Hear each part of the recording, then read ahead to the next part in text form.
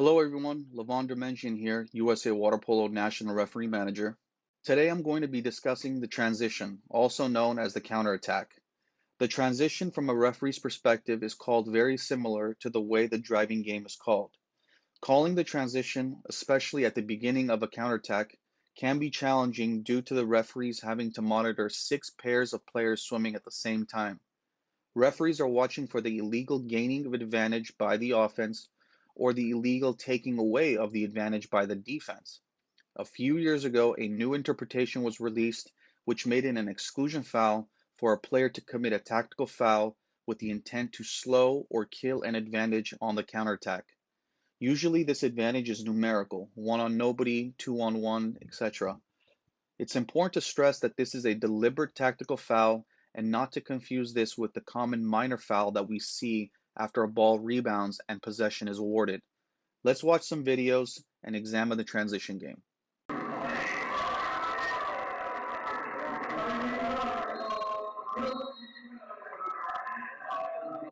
In this first video, the former defender is behind the player who just shot the ball.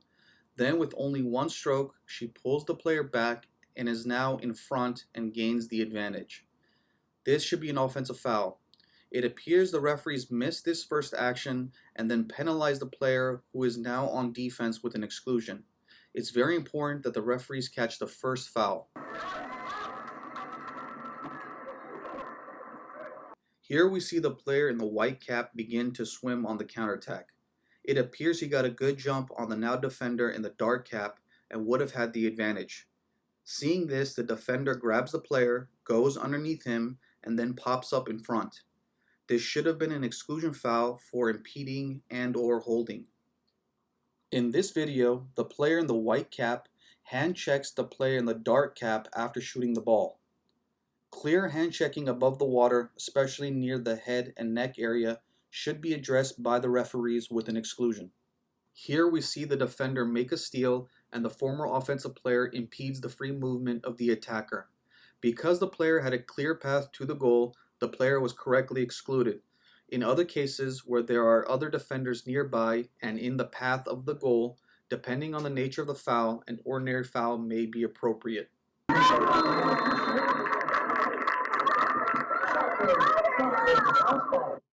In this video, the player in the dark cap swims in the opposite direction of her attacking goal to set an illegal pick.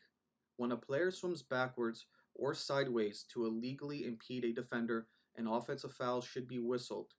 It's important to note this is different than cutting off a player. This is a tactic of going out of the way to impede a player.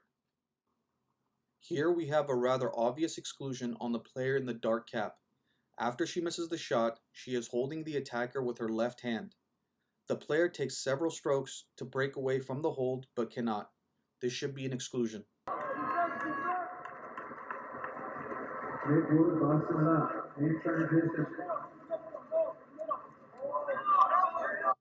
Here we have a player that throws himself in front of the defender, leading with his head.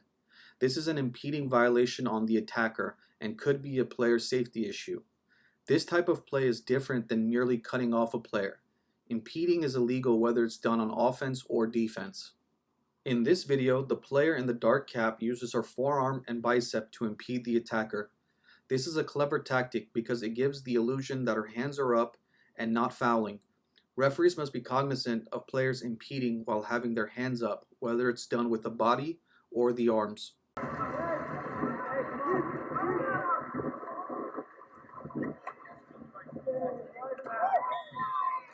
Here we see great patience by the referees. The player from behind impedes for a brief moment, but the attacker is able to break away and continue the action. This leads to a natural goal, which is the best result for our game. And lastly, here is an example of a player impeding after missing the shot. The player cleverly shows his hands to show that he is not fouling, but is still impeding with his body. This tactic worked because he was not whistled for an exclusion, but should have. Well, I hope you enjoyed this presentation. Until next time, stay healthy, everyone.